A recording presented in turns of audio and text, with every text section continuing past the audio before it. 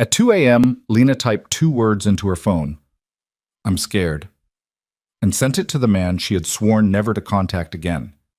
But that number no longer belonged to him. It belonged to Damien Valenti, the heir to Chicago's most fearsome criminal dynasty, who had just survived an assassination attempt and lost a year's worth of memories, including every memory of her. He didn't know who she was, but at 2:03 a.m., he still texted back, "Lock the door, I'm coming." And 17 minutes later, his convoy appeared. Like and comment the city you're viewing to let me know how far this story has come. Don't go anywhere. This is just the beginning. The rain had been falling since midnight and showed no sign of stopping. It came down in sheets, not drops. The kind of rain that made Chicago feel less like a city and more like a punishment. It drummed against fire escapes, flooded gutters, and turned the streets below into long black mirrors that reflected nothing useful. 3 stories up, in apartment 304 of a narrow building on North Damon Avenue, Lena Hartwell sat on her kitchen floor with her back pressed against the cabinet under the sink and her knees drawn up to her chest. She was still wearing her work clothes, dirt under her fingernails from the rose arrangements she'd been trimming when she closed the shop. A smear of green dye on her left forearm, dried to the color of a bruise. She hadn't turned on the lights. The black SUV had been parked across the street since 9 o'clock. She'd noticed it when she got home. Dark tinted windows, no plates she could make out from 3 floors up, engine off, but the whole vehicle humming like something alive. She'd told herself it was nothing. A rideshare driver waiting on a fare. Someone's husband running late. She'd made herself dinner she didn't eat, taken a shower she didn't finish, and tried to watch something on her phone until the screen blurred. By 11, she was at the window every 20 minutes.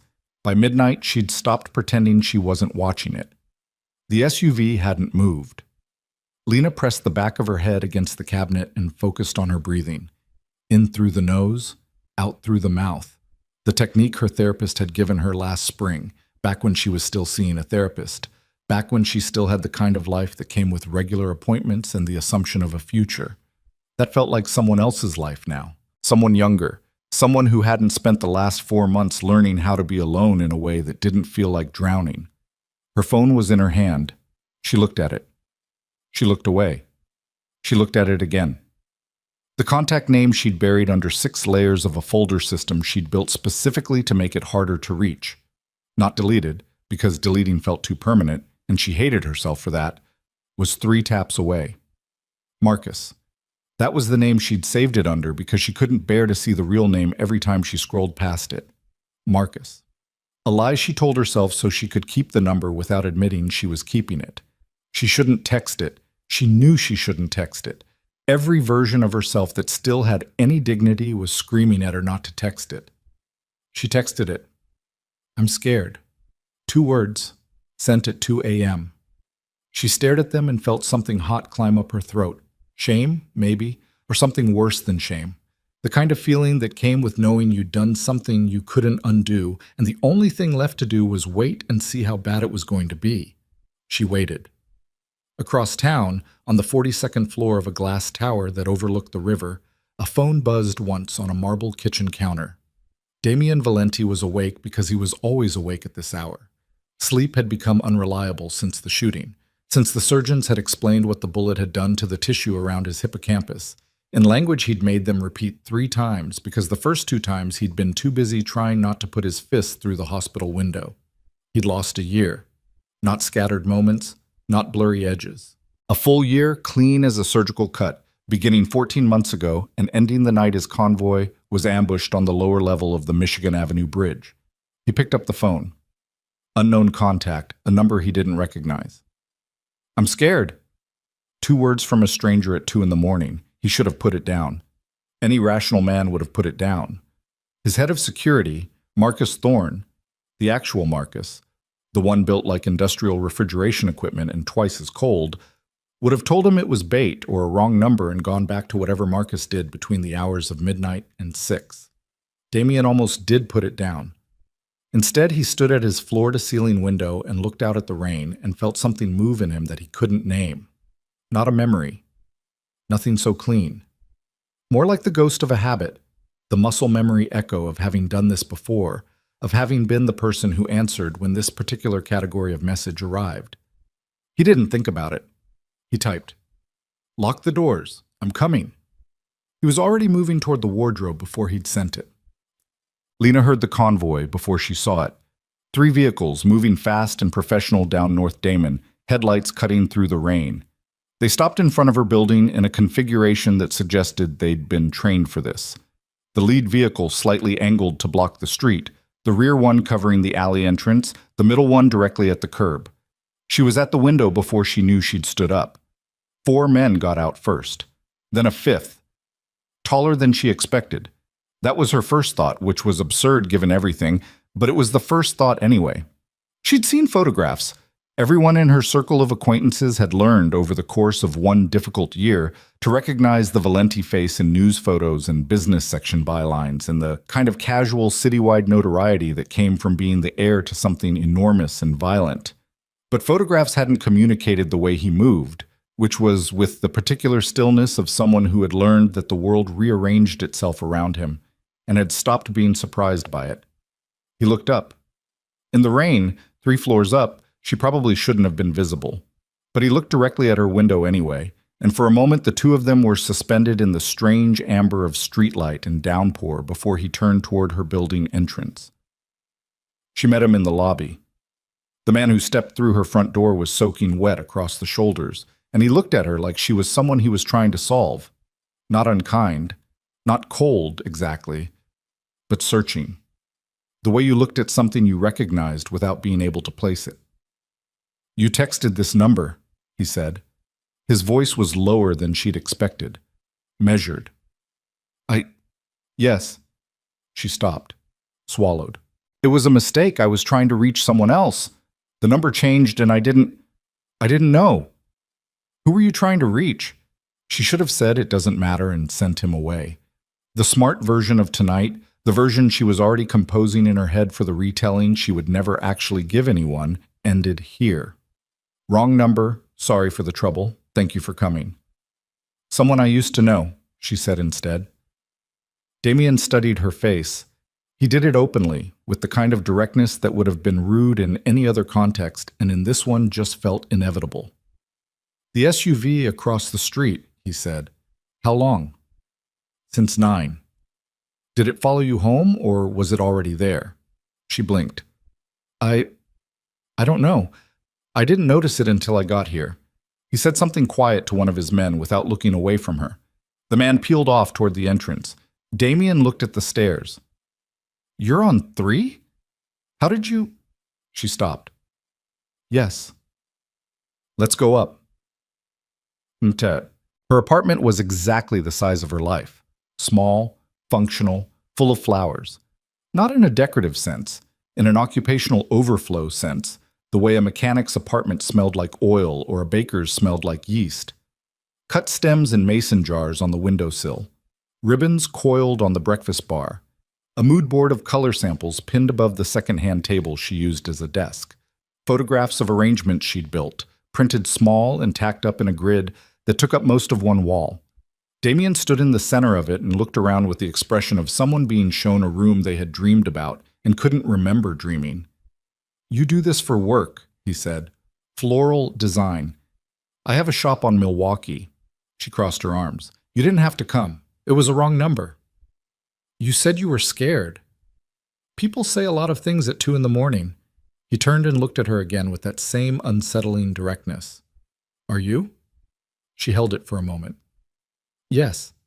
He nodded, like she'd confirmed something rather than admitted something. One of his men appeared in the doorway.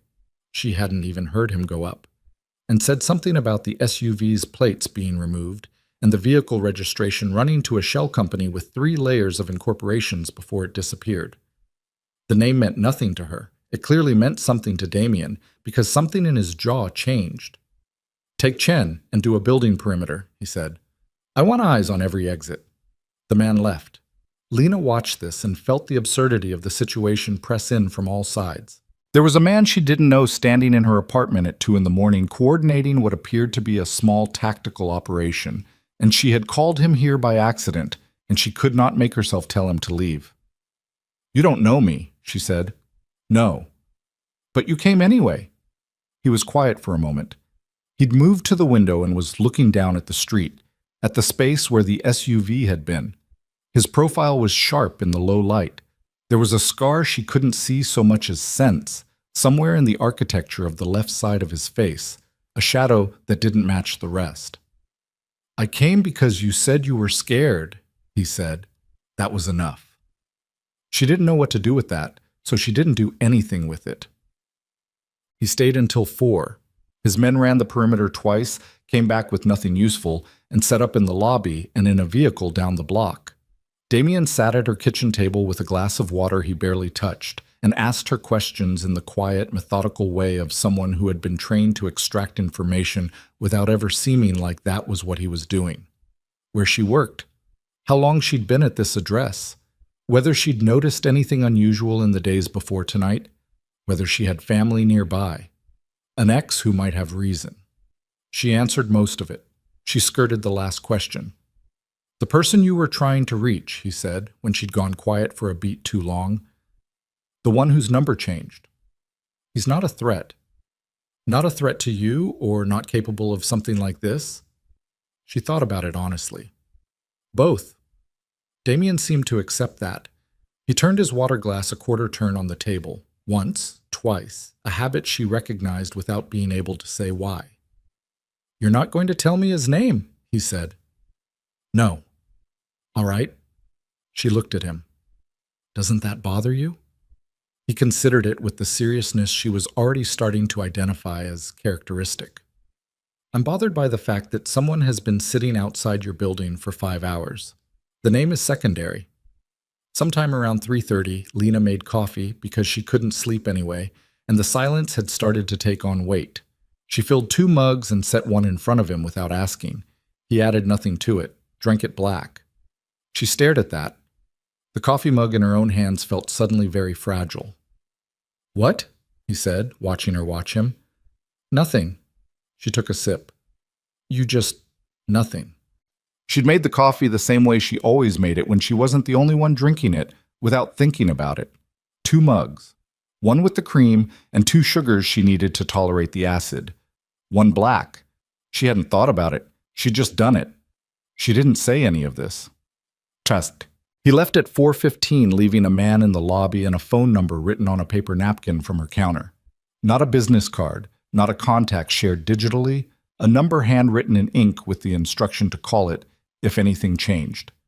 She locked the door behind him. She stood in her kitchen in the silence and the stopped rain and tried to organize what had just happened into something manageable. A wrong number. A stranger who came anyway. A night that had cracked open something she'd been working very hard to keep sealed.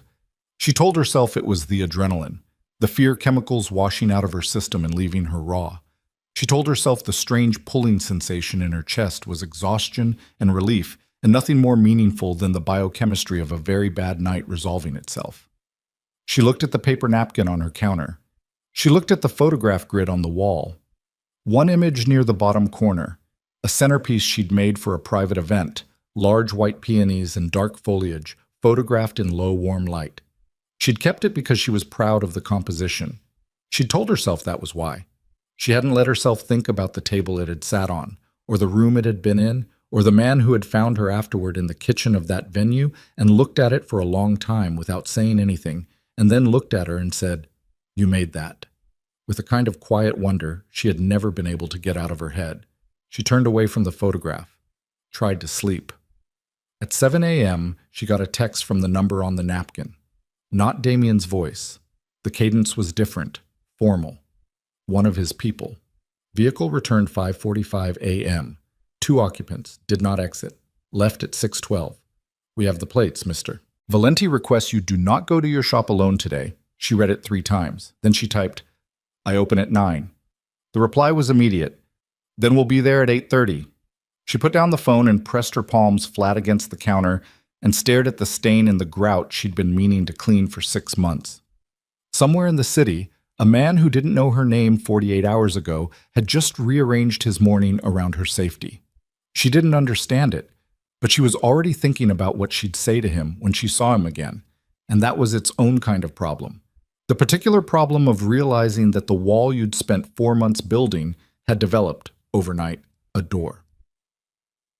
The flower shop was called Stem. It sat on Milwaukee Avenue between a dry cleaner and a vintage clothing store, narrow-fronted and deep, with a hand-painted sign and a window display Lena changed every 2 weeks. The morning after, she arrived at 8:47 to find the outer security gate bent, the lock drilled clean, and a single red mark sprayed across the window glass in the shape of a line so straight it had clearly been made with a tool, not a smash and grab, not random. The cooler inside had been opened, the water in the buckets turned over. An entire day's worth of arrangements, 3 weddings, a corporate account, a birthday order she'd promised would be ready by noon, scattered across the floor in a wet collapse of petals and broken stems. She stood in the doorway and didn't move for a very long time. Behind her, from the black vehicle double parked at the curb, she heard a door open. Footsteps. Then the particular quality of a person stopping next to you because they can see you need a second and they are willing to give it to you. She turned. Damien looked past her at the interior of the shop. His expression didn't change, but his eyes moved across it with a methodical attention that was worse than anger. It was the look of someone cataloging, assessing, calculating the message beneath the destruction. They left the register, he said. Yes. And the display cases. Everything expensive. They only touched the flowers. She heard her own voice and hated the way it sounded. Thin, scraped. It's all salvageable. The cooler is still cold. I can recut the stems. I can call the clients. Lena. The way he said her name stopped her. Not sharp, not soft either. Exactly level. The way you'd speak to someone standing at the edge of something. She looked at him. This wasn't random, he said. I know. And it wasn't about the shop. She knew that too. She'd known it the moment she'd seen the single red line on the glass. Straight, deliberate, a signature rather than a signature of vandalism. Not damage. A declaration. Who knew about last night, she asked. He was quiet for a half-beat too long. More people than should have, he said. She watched his face and understood that the half-beat was him deciding how much to tell her, and that the decision he'd arrived at was not yet, and that the reason for not yet was something that should have made her afraid, and instead made the hairs on the back of her arms stand up in a completely different way. Tell me, she said. He looked at her. Tell me what's actually happening, she said, because I'm not going to stand here in my destroyed shop and pretend I'm in a situation I understand when I clearly am not. The silence between them had texture. Morning traffic on Milwaukee. A delivery truck somewhere. The drip of water from overturned buckets onto tile. There are people, he said, who believe that something I lost makes me vulnerable. They're trying to demonstrate that to me. He paused. By using you. Using me as what? He held her gaze. As proof, he said, that I still have something worth taking. The cold came up through her feet from the wet tile floor, and she felt it all the way to her back teeth. The words assembled themselves into meaning slowly, the way truly bad news always did. First the individual words, then the structure, then the full weight of what the structure supported. He had come for her at 2 a.m. He had stationed a man in her lobby. He had sent someone to watch her shop. And now, in the wreckage of everything she'd spent 4 months building, someone was looking at her and seeing leverage. They think, she said, that you care what happens to me. He didn't answer, which was its own answer. She turned back to her ruined shop, looked at the peonies on the floor, the roses, the ranunculus she'd ordered special for the Keller wedding on Saturday because the bride had specifically requested that exact coral peach shade and Lena had driven 40 minutes to a different wholesale supplier to find them. I have 3 weddings this weekend, she said. I know. I can't just close. I'm not asking you to close. Then what are you asking? He was quiet for a moment in the way that meant he was choosing between several true things and trying to decide which one was the right one to say first. I'm asking you to let me help, he said, until I find out who's behind this and make sure they understand it was a mistake. She thought about the wall, the door. She thought about 4 months of careful, deliberate reconstruction, the routines, the early mornings, the work, The specific way she'd organized her life around the absence of certain things, because those things had cost her too much, and she was not willing to pay again. She thought about the red line on her window. "You don't remember me," she said. It wasn't an accusation. It was something more clinical than that. "No," he said, "I don't." "But you keep coming." He looked at her, and something in the quality of the look made her chest tighten in a way she was not prepared for and deeply resented. "Yes," he said. She crouched down and began picking up roses from the wet floor. He watched her for a moment, then he crouched down across from her and began picking them up too, his large hands careful with the stems in a way that shouldn't have landed as hard as it did. They cleaned up the shop together in near silence. And somewhere across the city, in an office Lena didn't know existed, a man received a photograph, taken minutes ago, from a distance, through a long lens, of Damien Valenti on his knees on a florist's floor, and smiled at exactly the wrong thing. They worked without speaking for the better part of 20 minutes. Damien didn't ask where anything went. He didn't ask about the buckets or the wire spools or the small labeling system Lena used on the cooler shelves.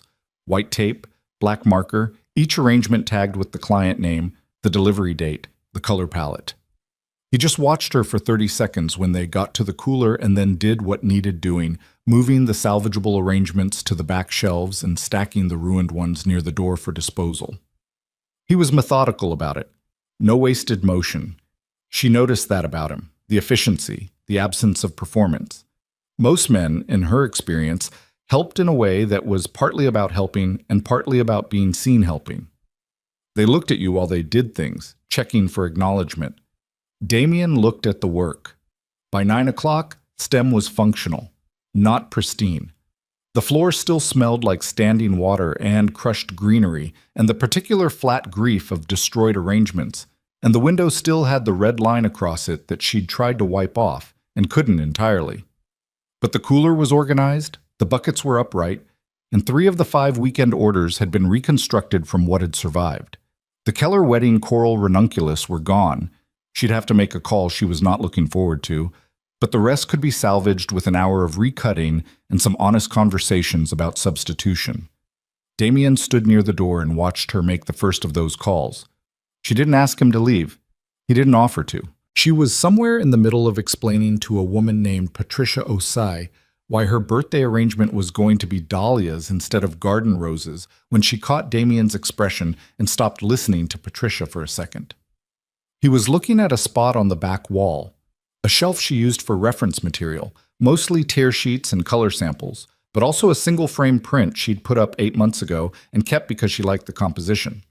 Bold graphic flowers on a black background, something between design and art.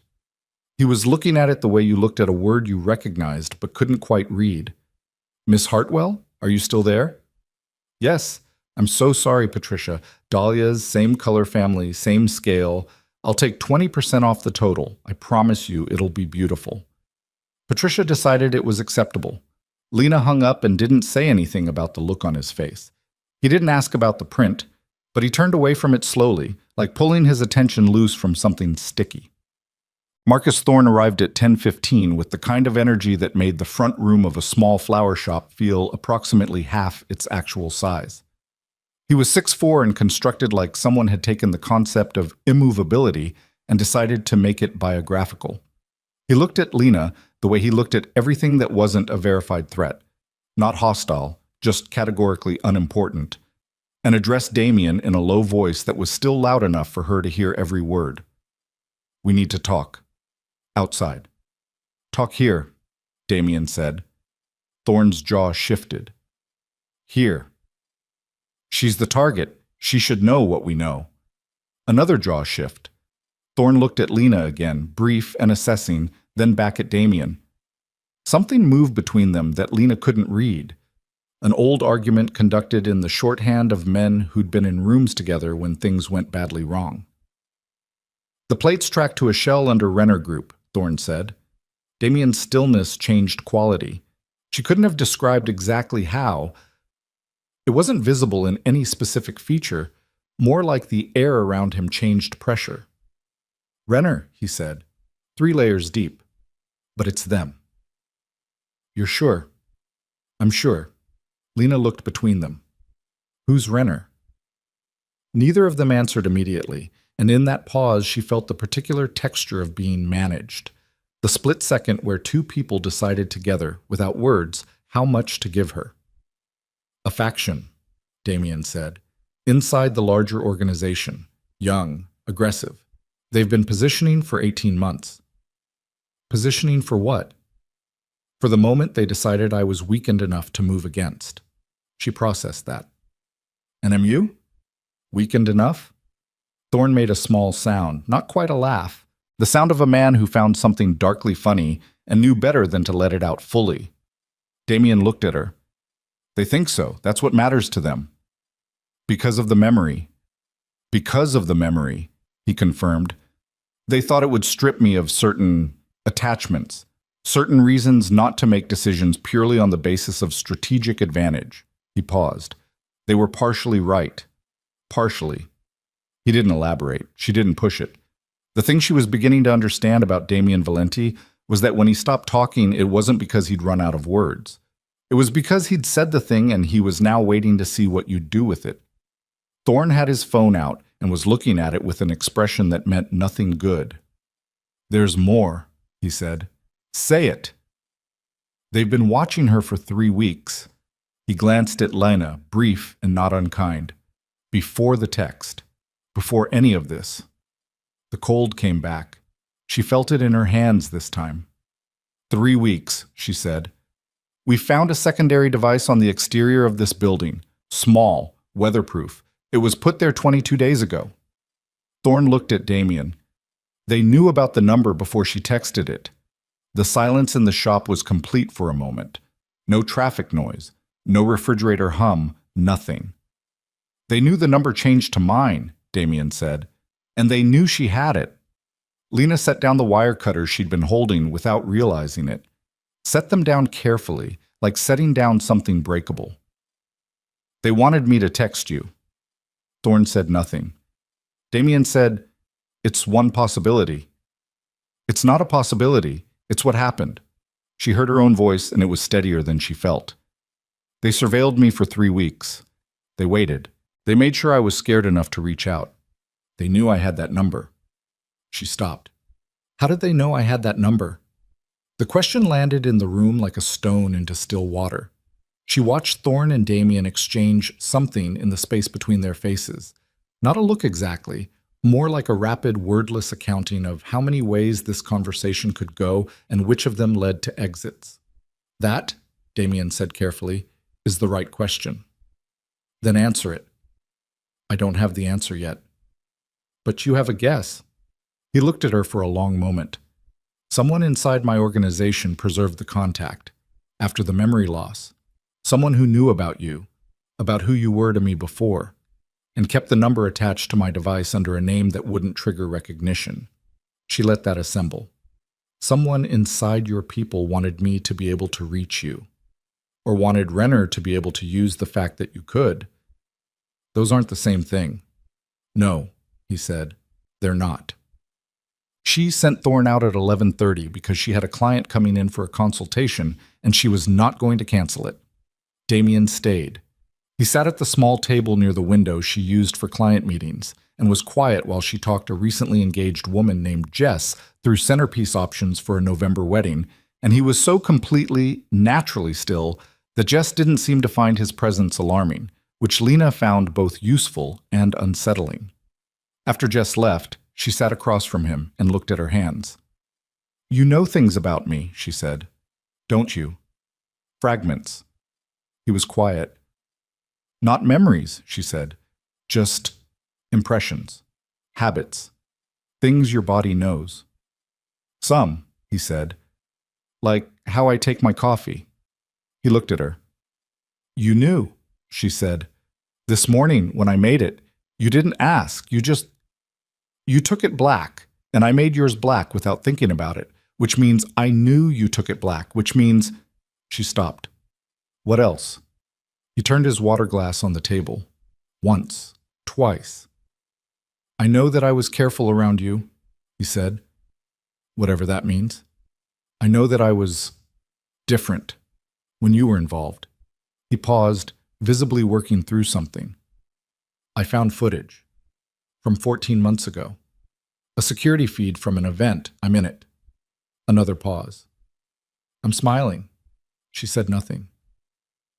I don't smile like that, he said. Whatever version of me exists in that footage is not a version I recognize. I've watched it 6 times, and I don't know how to. He stopped, put both hands flat on the table. I'm telling you this because you asked what I know. That's what I know. That something happened to me that wasn't just a bullet. The afternoon light was coming through the window at a low angle, catching the last of the petals on the floor that they hadn't swept up yet. Outside, Milwaukee Avenue moved through its ordinary weekday rhythms and had no idea. We had 8 months, she said, not looking at him, looking at the petals. It wasn't simple and it wasn't clean, and I'm not going to make it sound like something it wasn't. You were who you are. I knew that. I made choices. She picked a dried petal off the table, rolled it between her fingers. When you got shot, and I found out what they'd taken, I thought that was the universe making a decision for us, that it was better this way. She looked up. I still mostly think that. Mostly, he said. She looked at him. He looked at her. Don't, she said. I didn't say anything. You were about to. He leaned back in his chair. The late light caught the scar at his temple. She could see it clearly now, a thin raised line that curved down toward his cheekbone. Not disfiguring, just there. Evidence. I need to tell you something, he said, and the shift in his tone made her sit up straighter. About what Thorne found. About the 3 weeks. You held something back. Yes. She waited. The device on the building, he said. It wasn't just surveillance, it had a broadcast function. Whatever it captured, audio, patterns, your schedule, it was being transmitted in real time. He paused. To 2 places. Renner. Yes, and somewhere else, somewhere we haven't identified yet. He was watching her face. Someone else has been listening. Someone with enough technical capacity to run a parallel operation alongside Renner's without Renner knowing. She felt the room rearrange itself. Not physically. The shop was exactly the same, the light was the same, the smell of water and stems was the same, but the dimensions of what she was inside shifted. 2 separate groups, she said. Possibly. Or one group using Renner as a visible front while they operate from behind. Why? Why me? I'm a florist. She heard how that sounded and didn't take it back. I have nothing. I'm not involved in. You're involved because of me. The words were flat, simple, and she could hear how much it cost him to say them that simply. You were involved because of me before I lost the memory, and that doesn't stop being true because I stopped remembering it.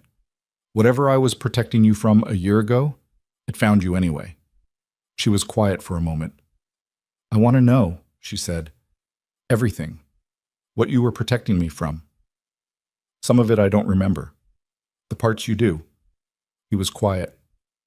Damien. His name in her mouth landed differently than she intended, and she watched him register it. A small shift, almost imperceptible, like a needle moving. If someone is going to use me as a way to get to you, I need to understand the shape of what I'm in the middle of. He looked at her for a long moment. Then he said, All right. He talked for 40 minutes.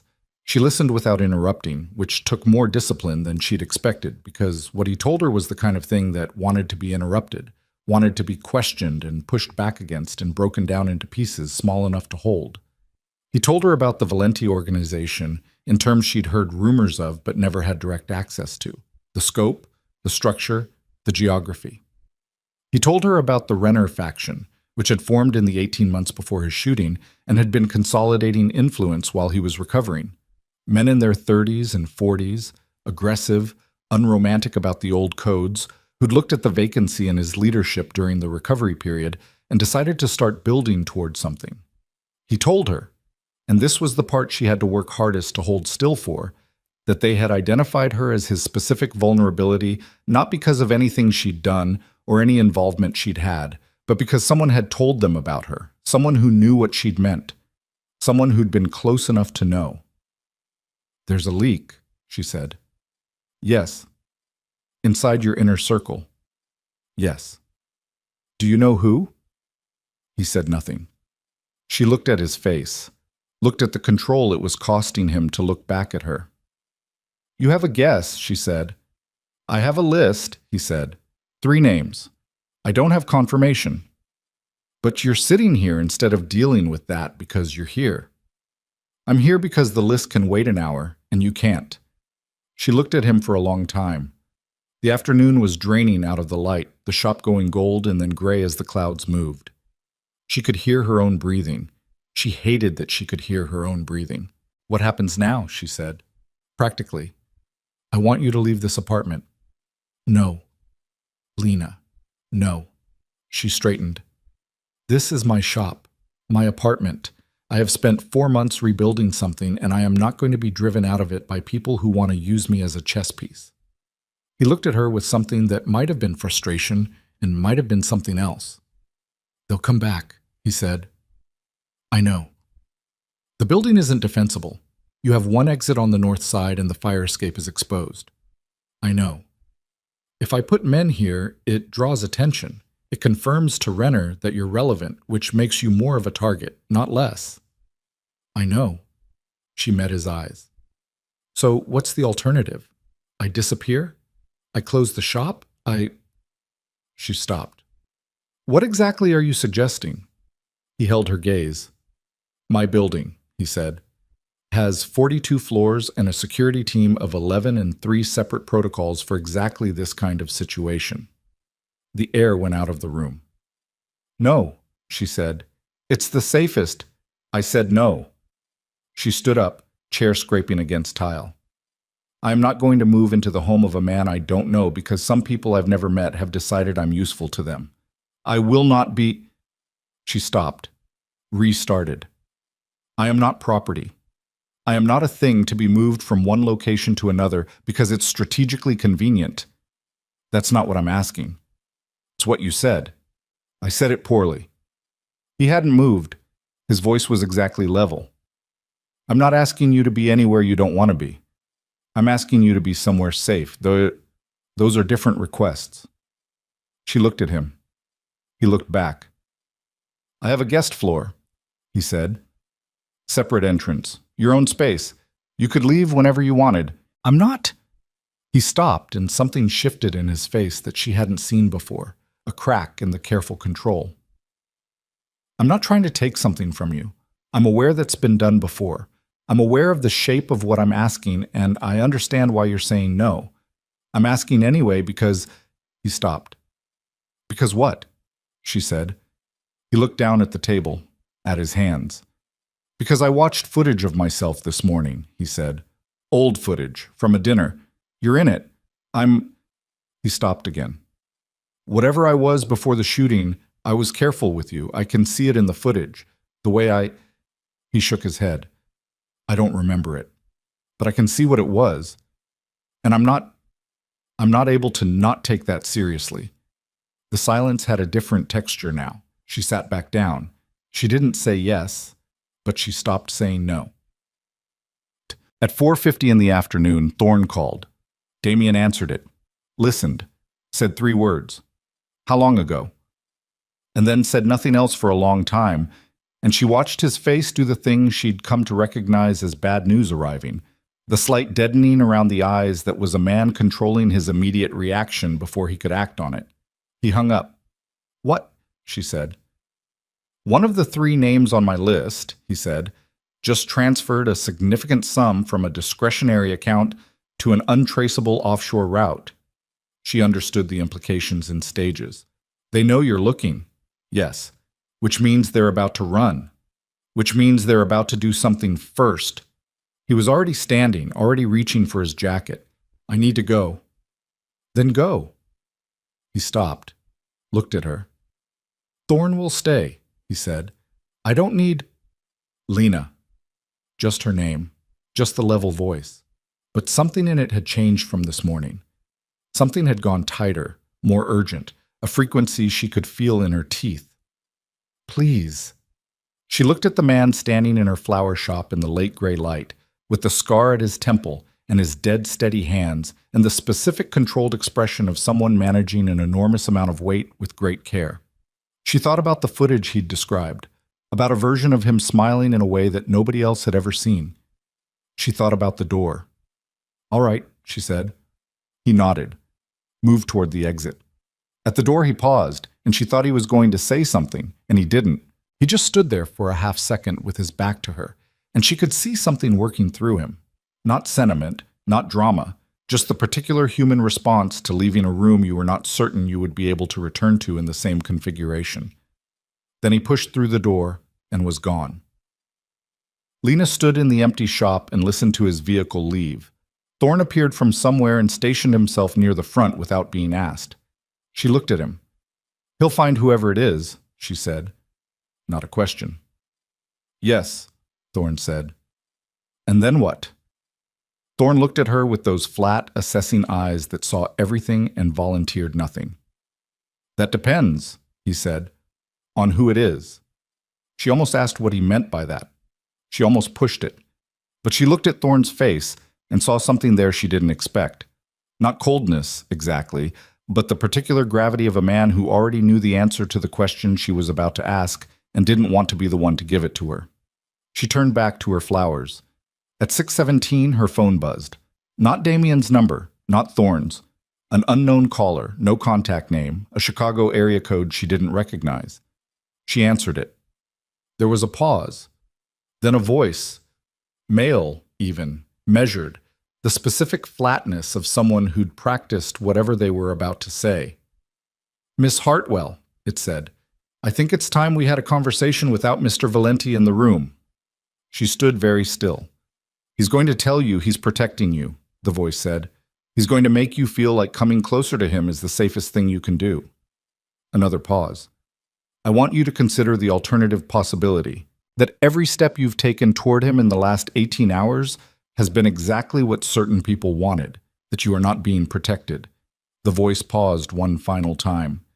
"That you are being positioned." The line went dead.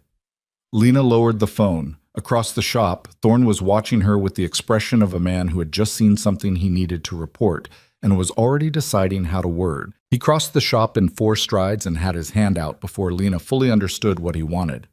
"Give me the phone." She handed it over. He looked at the screen, the dead call, the unknown number, the timestamp. And his face did something she'd learned in the last 8 hours to identify as controlled alarm. He took 3 steps away and made a call of his own. Voice dropped to a register she could see but not hear. She stood where she was and felt the phone call replay itself inside her chest. Not the words, the voice. The specific calibrated evenness of it, the way it had moved through the sentences without inflection, without urgency, like someone reading coordinates off a map. People did not speak that way unless they had practiced speaking that way. People did not practice speaking that way unless they needed to deliver information without their hands shaking. You are not being protected. You are being positioned. Thorne came back. "Did you recognize the voice?" "No." "Man or woman?" "Man, middle-aged maybe. Flat. No accent I could place." Thorne looked at her with the professional blankness she was starting to find more frightening than open hostility. "You're going to tell me exactly what he said, word for word." She told him. He listened without writing anything down, which meant he was recording it some other way, or he had the kind of memory that didn't need paper. When she finished, he was quiet for 3 seconds. "Stay here," he said. "Where are you?" "Right outside the door. Don't move." He went outside. She watched him through the shop window, standing on the wet pavement making another call, his back to the glass. His free hand was in his jacket pocket and it wasn't moving, which she'd noticed meant he was not nervous, and she was beginning to understand that Thorne not being nervous was either very reassuring or very bad, depending on which direction things were going. Her phone buzzed in her hand. She looked down expecting the unknown number again and felt something lurch in her when she saw it was Damien. She answered. "Are you all right?" Not a question, a status check. "Someone called me," she said. "Unknown number, a man. He said, 'I know, Thorne just told me.'" A pause, and in the pause she could hear the specific acoustics of a moving vehicle, road noise, the low frequency of acceleration. "Do not leave the shop." I'm not planning to leave the shop. I mean it, Lena. Not for anything. Not if someone knocks. Not if the fire alarm. Damien. His name again, stopping him the way it had stopped her earlier. Tell me what's happening. The pause this time was longer. The name on my list, he said. The transfer. It was Carver. She didn't know the name, but she could tell from the way he said it that she was supposed to feel something, that the name had weight she wasn't equipped to carry because she didn't have the context. Who is Carver? She said. Another pause. He's been with my family for 11 years, Damien said. He was in the hospital the night I came out of surgery. He helped manage the transition during the recovery. A beat. He was one of 4 people who knew about you, about what you were to me before the shooting. She let that land. Let it settle into the full shape of its meaning. He's the leak, she said. Yes. And the phone call was designed to make you doubt me before I found him, before he lost his ability to operate. His voice was still level, but something underneath it had gone tight, the way a cable went tight before it snapped. He needed you uncertain. He needed you to start pulling back from me before we could move. Why does it matter whether I pull back? The pause this time felt different, not evasive. Something more like him making a decision in real time about how honest to be. Because he's been building a narrative, Damien said. For Renner.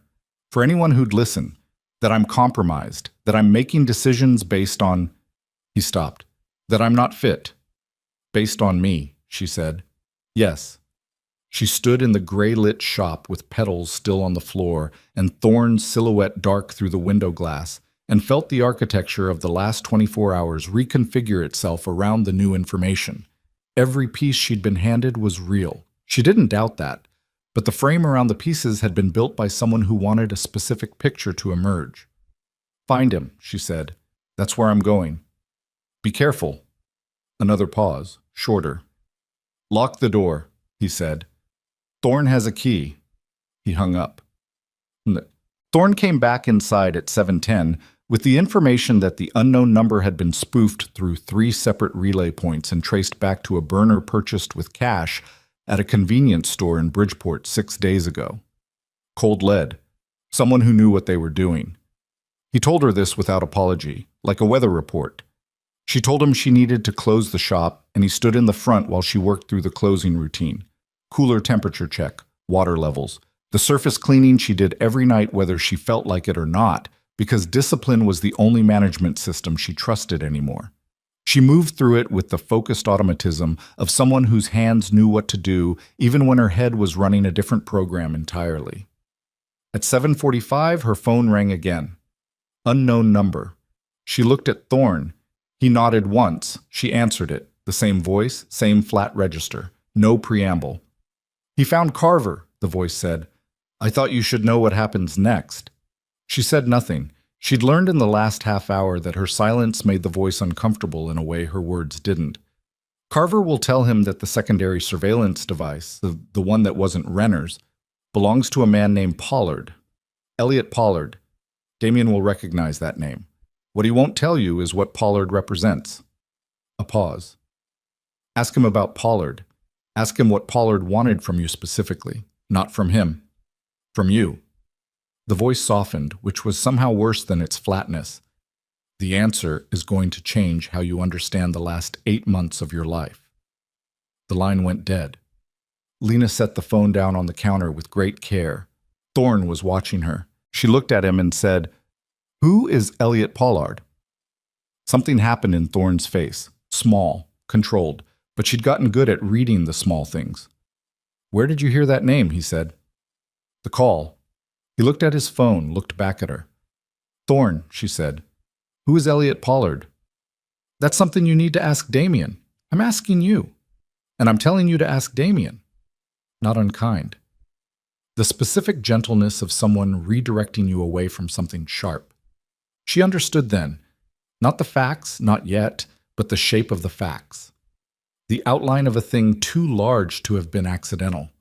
She'd spent 4 months thinking of herself as a woman rebuilding her life after a difficult relationship. A private grief. A private damage. The idea that she'd been something else, something visible, something tracked, something that people with resources and agendas had considered significant enough to monitor for weeks before she'd sent a wrong number text at 2 in the morning, was too large to take in standing up. She sat on the stool behind the counter. Thorne looked at her. "He'll be back within the hour," he said. "All right," she said. She focused on her hands. The green dye stain on her forearm, faded now, the color of something dying. A cut on her right index finger from the wire she'd been using this morning that she hadn't noticed getting. Her thumbnail, which she'd broken on the cooler door last week and hadn't filed yet. Ordinary hands. Ordinary damage. She thought about 8 months. She thought about all the ways she'd understood those 8 months. As an anomaly, as a mistake, as the particular kind of beautiful bad decision that you made because you were lonely and the person was extraordinary and you told yourself you could manage the consequences. She'd told herself she'd gone in with her eyes open. She had believed that. She sat with the idea that her eyes had not, in fact, been open, that someone had been watching her enter and had made decisions based on what they saw. Damien came back at 8:40. He came through the front door of the shop with the specific containment of someone who had done something in the last 2 hours that required containing. She looked at his hands first, clean, which told her one thing, and then his face, which told her several others. Thorne peeled off without being asked. Damien stood in the center of the shop, and she looked at him, and she said, "Tell me about Elliot Pollard." The change in his face was the most honest thing she'd seen from him in 24 hours. He hadn't prepared for that question. For a half second, one full, unguarded half second, she saw something move through him that was not the controlled deliberation she'd been watching all day. Raw, unprocessed. Then the control came back. "Carver told you," he said. "The voice on the phone told me. Carver told the voice, and the voice told me." She kept her eyes on his. "Whoever is behind the second device wanted me to ask you this question. I don't care about their reasons for wanting it. I'm asking because I want the answer." He was quiet. "Damien?" "Pollard ran intelligence operations," he said. "Domestic. Private contractor, not government. He specialized in—" He stopped. Chose his next word deliberately. "In identifying pressure points. Vulnerabilities. Things that could be used to influence the behavior of people with power." She waited. 2 years ago," he said, "Pollard approached my father with a proposal. He had compiled a significant file on the Valenti organization, enough to cause—" He paused. "Significant damage. He wasn't offering it to law enforcement. He was offering to sell it back. Blackmail. A business arrangement, in his framing. And your father—" My father died 14 months before Pollard made contact. I handled the response." His jaw was tight. "I declined his arrangement. And Pollard didn't disappear. He went quiet. But his operation kept running." He was looking at her now with the expression of a man walking towards something he'd been circling for a while and had finally decided to stop circling. Part of his intelligence work involved identifying people connected to figures like me, mapping relationships, vulnerabilities. He stopped. "He identified you." The shop was very quiet. "He surveilled me," she said, "for approximately 7 months before the shooting, possibly longer." She counted backward. 7 months before the shooting meant before they'd even— "Before we were together," she said. "Yes. He was watching me before there was anything to watch. He was watching everyone in my proximity. You became—" He stopped. "You became more significant over time, as things developed between us." She got off the stool. She didn't go anywhere. There was nowhere to go. She just needed to be standing. "He built a file on me," she said. "Yes." "What was in it?" Damien said nothing. "What was in the file, Damien?" "Everything." The word came out flat and controlled, and she could hear the effort that cost him. "Your family, your finances, the circumstances of your previous relationship, the one before me, your lease, your business registration, your health records." He paused. "Things that someone would only compile if they intended to use them." She felt the air in her lungs go strange. Not panic. She'd felt panic last night on the kitchen floor, and this was different. This was the specific physical sensation of understanding that you had been observed in your most private moments by someone you never knew existed. That the boundaries of your own life had been treated as permeable by a stranger with resources and intentions. And you knew, she said, during the 8 months. You knew he had this file. He held her gaze. I knew he existed, Damien said.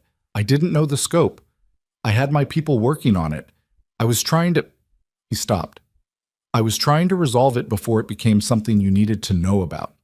The sound she made was not a laugh. You were protecting me from the information. I was managing the situation. While I was inside the situation, while I was being surveilled, while someone was building a file on my health records and my past relationships, and... She stopped. Did you ever intend to tell me? The pause was too long. I see, she said. Lena, you were managing me the same way you manage everything. Her voice was even. She was proud of how even it was. You made a unilateral decision about what I needed to know, and you ran an operation around me and you called it protection. That's exactly what it is. She looked at him, and the 8 months rearranged themselves into a new configuration, and it was worse. It was meaningfully worse, because the thing that had made her feel safer than she'd felt in years had also been the thing with its hands on the information. Why was I never told? 8 months. Why? Because telling you would have made you a target. I was already a target. Pollard already had the file. Making me unaware of it didn't protect me from the fact of it. She heard her voice get harder. It just made sure I couldn't make informed decisions about my own safety. He stood with that. Didn't deflect. She'd expected deflection, and the absence of it made her angrier rather than less. You're right, he said. I know I'm right. I made the wrong call. I thought... He stopped. I thought I had more time. I thought I'd have it resolved before it became... He looked at the floor, brief, then back at her. Before the shooting, I had Pollard's operation under surveillance. I was weeks away from having enough to force a permanent resolution. Then I lost the year and Pollard disappeared from my radar because I didn't remember he existed. His voice was careful and controlled, and she could hear everything it was holding down. He used the gap. She stood with that. The gap. 1 year, clean as a surgical cut. And in that year, a man named Elliot Pollard had looked at the suddenly unprotected woman on the edge of a crime dynasty's orbit and seen an opportunity. The second surveillance device, she said. The one that wasn't Renner's. Pollard's. Yes. He's been watching this whole time. Last night. Today. The shop. Yes. He wanted me to reach out to you. He set it up. The SUV, the fear. Timing it so that Renner would also see. So that 2 separate operations would be watching the same moment. The moment I texted you. Damien was very still. He's playing both sides, she said. He's feeding Renner enough to keep them moving against you, and he's running his own operation underneath, and at some point those 2 things are going to come together in a way that serves him. He looked at her. Yes, he said. She crossed her arms. Not defensively. She just needed to hold herself together from the outside.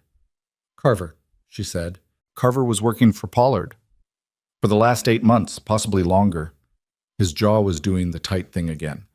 Carver fed Pollard information about my recovery, about the gaps in my memory, about the timeline of when I'd regain operational control. A pause. And about you. About the fact that I had the number. About the likelihood that you'd use it if you were scared enough. They manufactured the fear. Yes. The SUV, the surveillance. All of it was designed to push me toward that text message. Yes. She looked at him and she understood, really understood, all the way down through the layers, that the last 24 hours had not been a random catastrophe. They had been a constructed sequence. She had been moved, piece by piece, across a board by a man who had been watching her for the better part of 2 years and who understood her responses well enough to predict them. She had texted Damien because she was afraid. She had been made afraid on purpose. The rage came up clean and cold, different from what she'd felt 5 minutes ago. Not the hot anger of betrayal, the cold anger of someone who'd been treated as an object and had just fully internalized the fact. "Where is Carver now?" she said. "Contained." And Pollard. Damien's face did something. We have a location, he said, as of an hour ago. Then go. It's not that simple. Pollard has... He stopped. He has the file, Lena. The full file.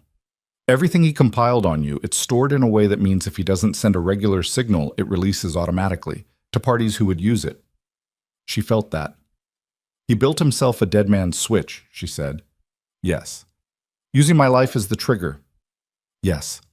The cold anger expanded until it filled her completely. She looked at Damien standing in her shop and thought about the 8 months and the year he'd lost, and the 2 years of Pollard's surveillance and the precise mechanical cruelty of what had been built around her without her knowledge. And she thought about her kitchen floor last night, shaking in the dark, believing she was afraid of something random. She had never been in a random situation. She had never had the option of random. What do you need? She said. He looked at her. From me, she said. To end this, what do you need? You need to be somewhere safe while I am done being moved to where it's convenient, she said. You tell me what ends this. What makes Pollard's dead man's switch unusable? What actually resolves the threat instead of managing it? He was quiet for a long moment, and she watched him make a decision.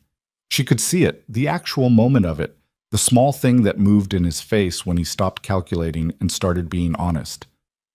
Pollard needs to believe the file has no value, he said. The file is leverage because of what's in it, the sensitive material. If that material were already public, already addressed, He paused. If you had already disclosed what he's holding over you, the leverage disappears. She understood what he was saying. He has my health records, she said. Yes. And information about my past, about things I haven't... She stopped. About things I've kept private. Yes. She thought about privacy, about the 4 months of rebuilding, about the specific work of constructing a life that belonged to her in a way her previous life had not. She thought about what it meant to have that privacy weaponized, to have the keeping of it be the very thing that made it useful to a man like Pollard. I'd need to know everything that's in the file, she said. I can get you that. And I'd need to make those decisions myself. Not managed, not... She looked at him hard. You tell me what's in it and I decide what to do with it. Not you. Yes. That's not a negotiating position, Damien. That's a condition. I understand. She looked at him. There's something else, he said. Of course there was. Renner moved up their timeline. He said it directly, no softening. While I was dealing with Carver, they made contact with 2 of my senior people, not threatening, recruiting. He paused. They're not waiting anymore.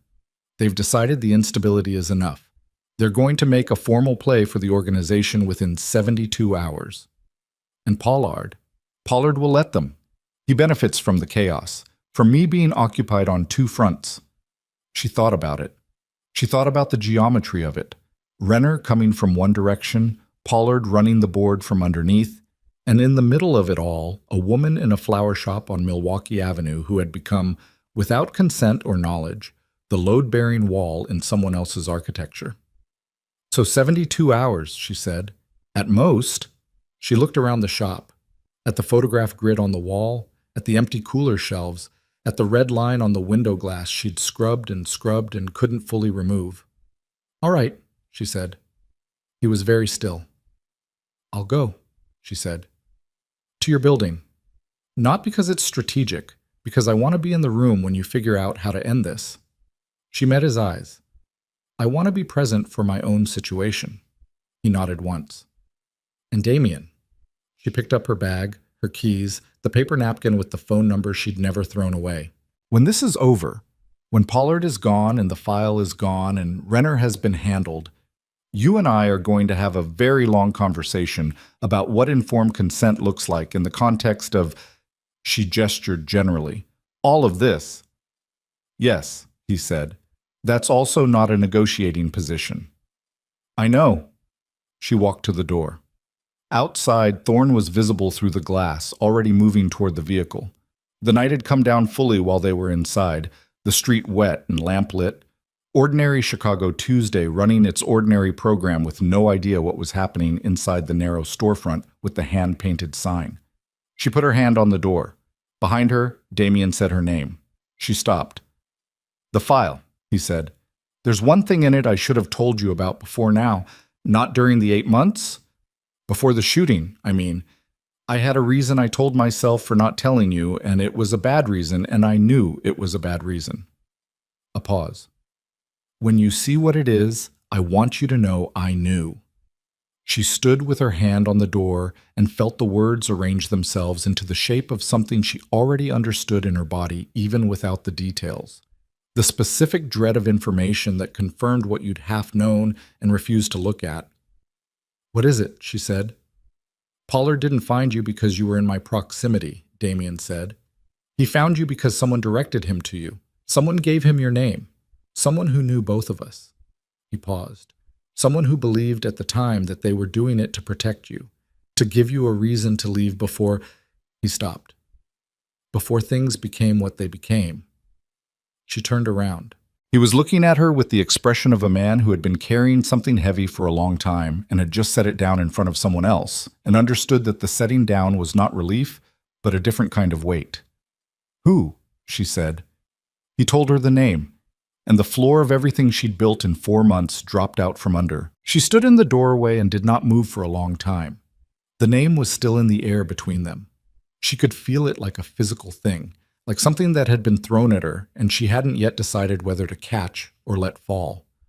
Outside, Thorne had stopped moving toward the vehicle. He was standing on the wet pavement with his back to the shop window, and she understood he'd been told to give them this moment, which meant Damien had known this was coming, which meant he had been carrying the name the entire day.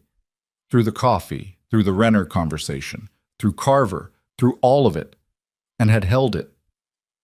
"How long have you known?" she said. 3 weeks. She looked at the floor. "Before I texted you." "Yes." "So when I texted and you came, you already knew." "Yes." "And you didn't tell me." "No." She pressed her palm flat against the doorframe. The wood was cold, real. She focused on that. The name was Diane Hartwell, her older sister. 41 years old, a compliance attorney in a firm on LaSalle Street, the person who had called Lena twice a week for the last 4 months and asked how she was doing in the careful tone of someone who knew the answer and was managing their own guilt about it. The person who had been the first to say, gently, persistently, that the relationship was too dangerous, that men like Damien Valenti left wreckage, that Lena deserved better than to be adjacent to that world. Diane had said those things, and while saying them, she had given Lena's name to Elliot Pollard. "She thought she was pushing you out," Damien said. "She told Pollard you were someone he could use, not to hurt, to leverage, against me. She believed if Pollard had enough on me through the connection to you, he could force the issue, force a clean break." He paused. She didn't understand what Pollard was. She thought he was a pressures and exits man, a fixer who made problems disappear quietly. "She weaponized me," Lena said, "to protect me." "Yes." She thought about the 4 months, about Diane's calls, about the particular quality of her sister's voice, the way she'd asked questions that were a little too specific, that circled a little too precisely around Lena's state of mind, her plans, whether she'd had any contact. Lena had read it as concern, had been grateful for it. "Does she know," she said, "what he did with it? The file, the surveillance?" "I don't think so." "You don't know?" "No." She turned around. She looked at him across the narrow shop and thought about the geometry of trust, how much of it she'd given in the last 24 hours, and how much of that had been built on incomplete information, and how much of the incomplete information had been incomplete because of decisions he'd made. "We're going," she said. He moved toward her. "Not because I've forgiven anything," she said. "Because there are 72 hours and a dead man's switch and a man named Pollard who has been inside my life for 2 years without my knowledge, and I need that to be over before I can afford to feel any of this." "All right," he said. "After," she said. He understood. The 42nd floor was not what she'd expected. which was something cold and declarative, all glass and statement furniture. It was spare, yes. No excess, nothing decorative for its own sake, but it felt like a place someone actually lived, in the way that could not be faked by designers. Books left open. A half-finished glass on the kitchen counter, running shoes near the elevator that looked used rather than displayed. She stood in the main room while Thorne and two others moved through a rapid security protocol that she stopped watching after the first 30 seconds because she was too tired to track it. Damien brought her water without asking. She sat on the couch and held the glass and looked at the city through the floor-to-ceiling windows. Chicago ran in every direction below her, indifferent and continuous. She found the line of Milwaukee Avenue in the middle distance and traced it south toward where Stem sat dark and locked, the red line still on the window glass. "I need the file," she said. "I can have it here in 20 minutes. And I need to call Diane." He said nothing. "Not to tell her anything, not yet." She looked at the water glass. "I need to hear her voice and know she's safe. Whatever she did, she doesn't know what she set in motion, and if Pollard thinks she's a loose end, I have 2 people on her building already," he said. She looked at him. "Since this morning," he said, when her name came up in the Carver debrief. She held that. The specific double sensation of being managed and being protected, and how those two things refuse to fully separate. "Thank you," she said. "Don't thank me yet," he said. "The next 12 hours are going to be—" He stopped.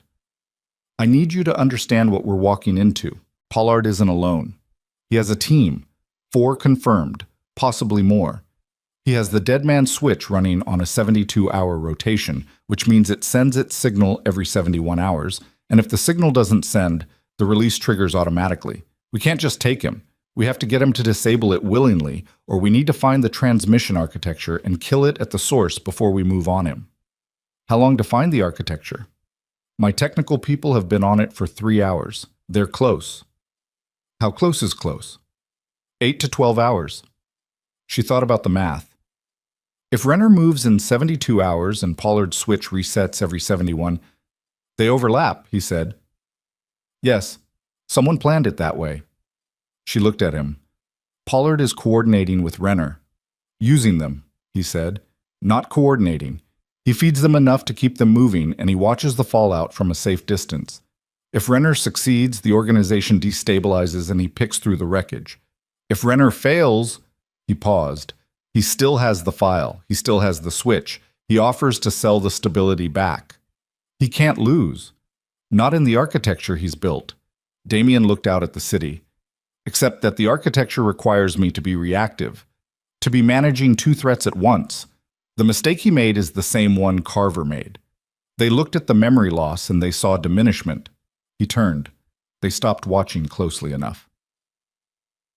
The file arrived at 9:45. It was a tablet, encrypted, handed to Damien by a man she hadn't seen before who looked at Lena once, and then looked at Damien, and then left. Damien handed it to her. "I'll be in the other room," he said. "Stay," she said. He stayed. She read it. It took 40 minutes, and she read all of it. Her childhood address, her parents' financial records, her college transcript, the hospitalization she'd had at 26 that she'd told 3 people about in her entire life, the relationship before Damien with all of its embarrassing wreckage laid out in flat, neutral reportage, the financial pressure she'd been under in the first year of STEM, the loan she'd taken and paid back, the months she'd been late on the lease. Everything she'd ever worked to keep private, archived, and indexed by a stranger. She read it without expression. When she finished, she set the tablet on the coffee table. "The hospitalization," she said. "Yes, that's the sharpest edge." "He would think so." She thought about it.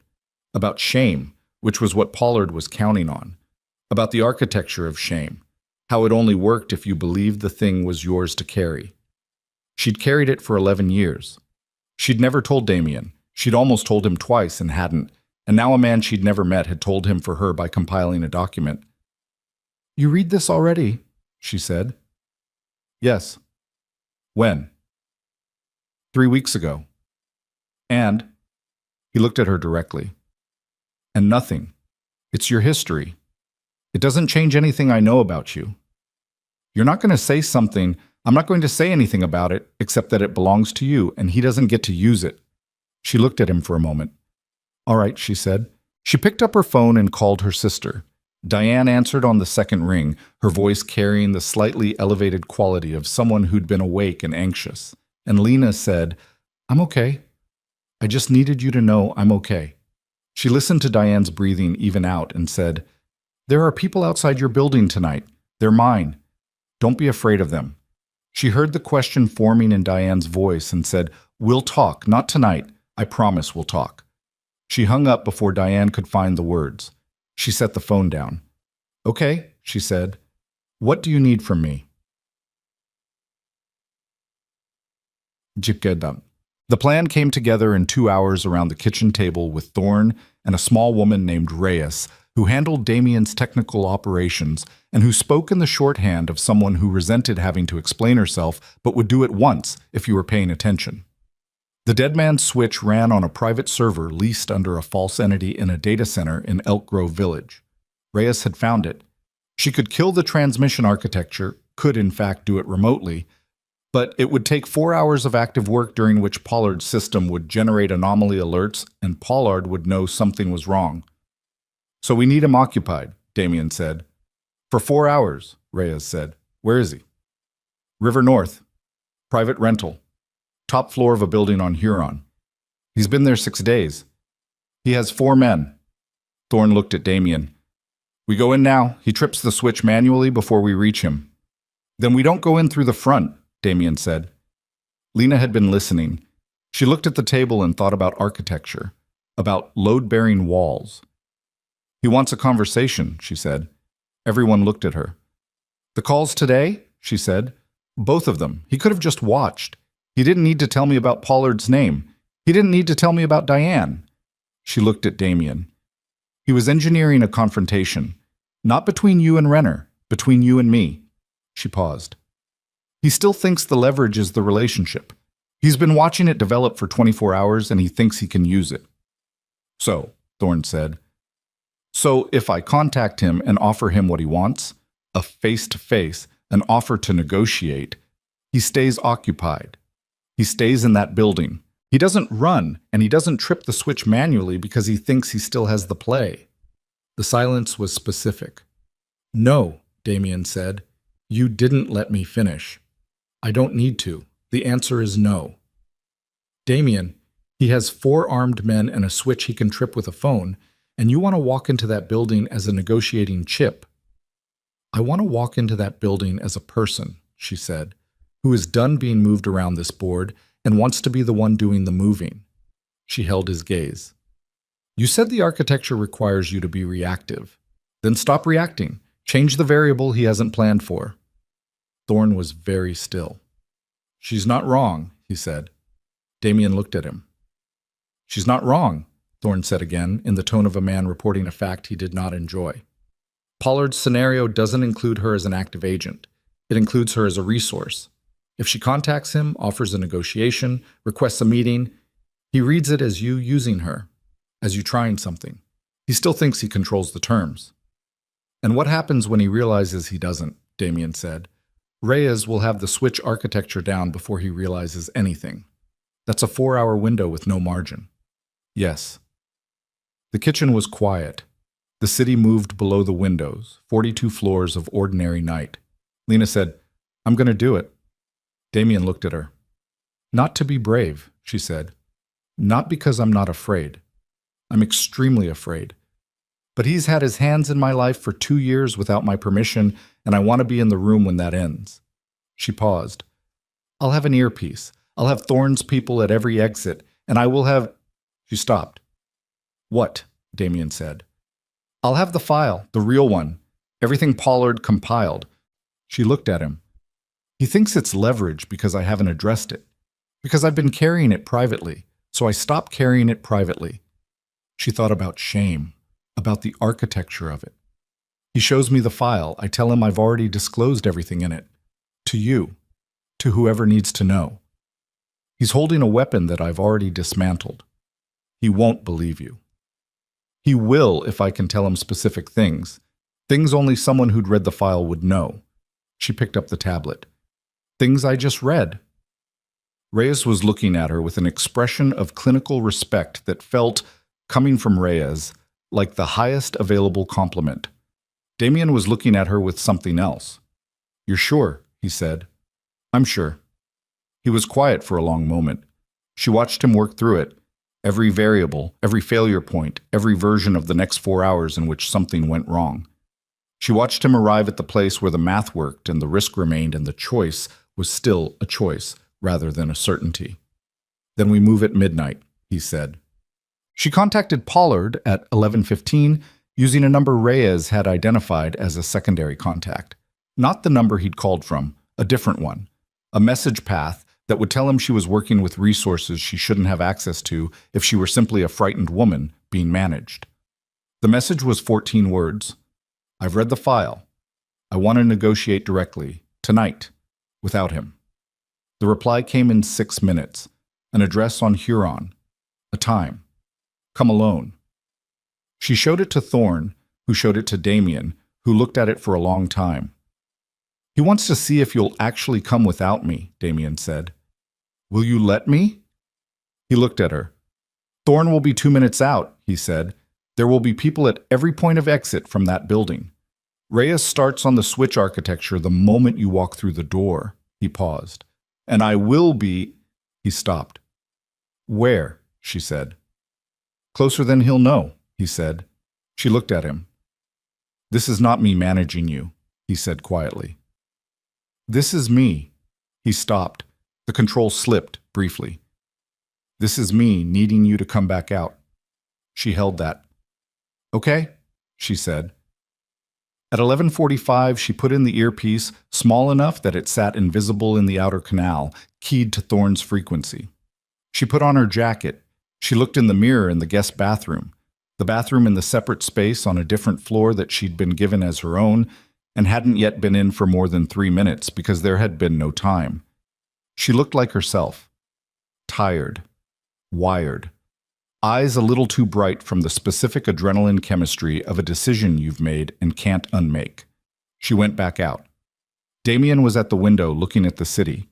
He turned when she came in. He looked at her the way he'd looked at the print in the flower shop, the way you looked at something you recognized without the language for it.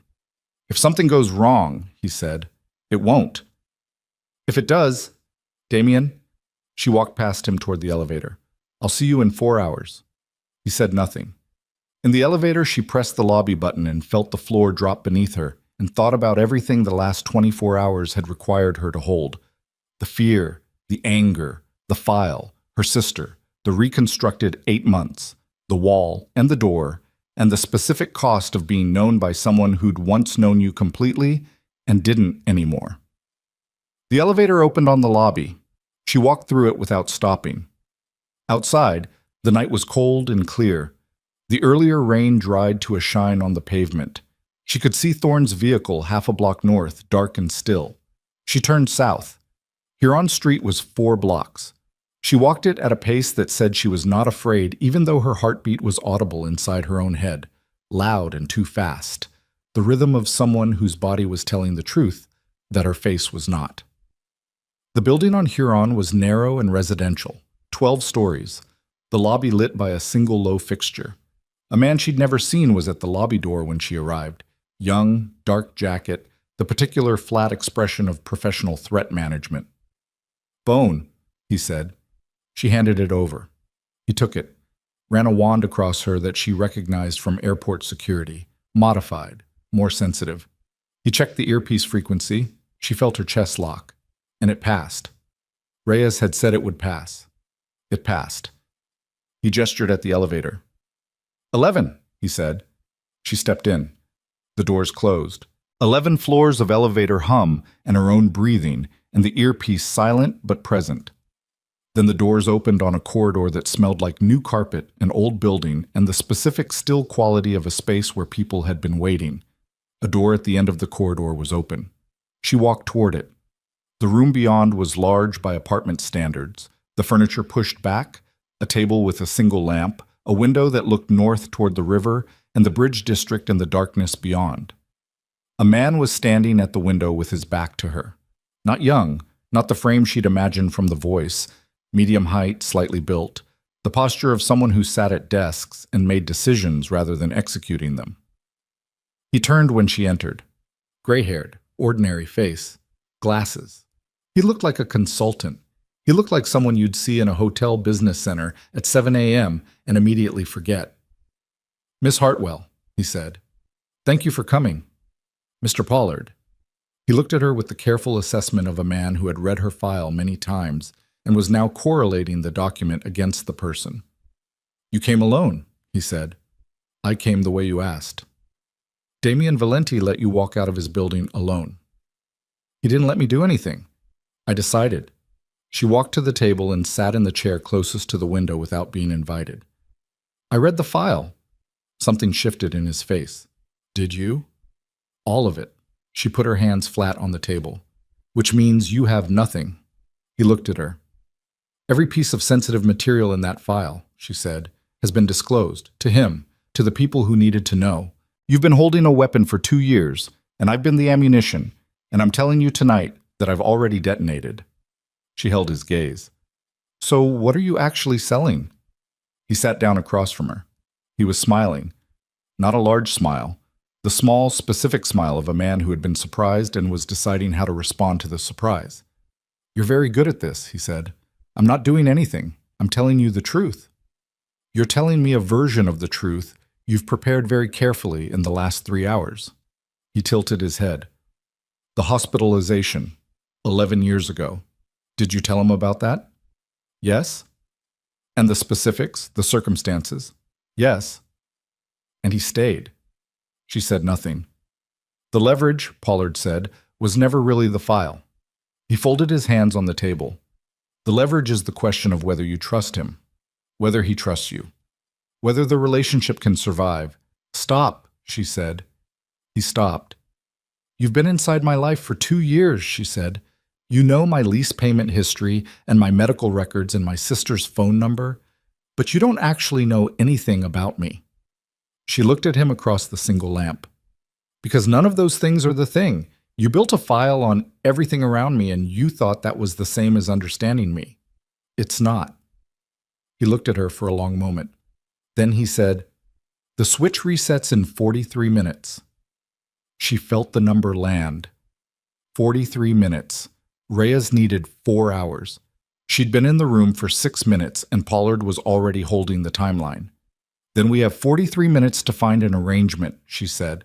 "We have 43 minutes for you to convince me not to release the file and trigger the Renner operation simultaneously." He reached into his jacket. She went rigid and produced a phone, which he set on the table between them. "One button. You understand?" She looked at the phone. She understood. In her ear, Thorne's voice came through at last, barely a breath. "Reyes needs more time. Keep him talking. Damien is static." The earpiece cut out. She looked at Pollard's face and he was watching her with the attentiveness of a man who had just seen something he recognized, and she understood that he had a signal jammer running and that the last word she'd heard was Damien. And she did not know how that sentence ended, and she was now in a room with a man and a phone, and 42 minutes remaining, and 42 minutes. Lena looked at the phone on the table between them and did the only thing available to her, which was to stop looking at it. "You cut the signal," she said. "A precaution." Pollard settled back in his chair with the ease of a man who had run this scenario many times in his head and knew where it ended. "I'm not interested in a conversation with 11 people listening. I'm interested in a conversation with you." "Then have it." He looked at her. In the lamplight, his face was older than she'd expected, lined in the specific way of someone who had spent decades in rooms where the light was bad and the decisions were worse. There was nothing theatrical about him. That was the most frightening thing, the complete absence of theater. He was a man running a business. "You want to know what I actually want," he said. "I want to know what makes you stop." "Simple." He turned the phone a quarter turn on the table. "Valenti withdraws from 3 specific operations in the southeastern corridor. He cedes those interests, voluntarily documented, to a holding group I represent. No announcement. No fanfare. A quiet business transfer. He paused. In exchange, the file is destroyed, the switch is dismantled, and you walk out of this building having never existed in any document I've compiled. She looked at him. That's it, he said. No violence, no exposure, a transaction. You'd trust him to honor that. I trust the documentation, and I trust that he understands the cost of not honoring it. He glanced at the phone. I have redundancies he hasn't found. I want him to know that. This ends cleanly, or it doesn't end. Lena looked at the table, at her hands, at the distance between the lamp in the window and the darkness of the river beyond.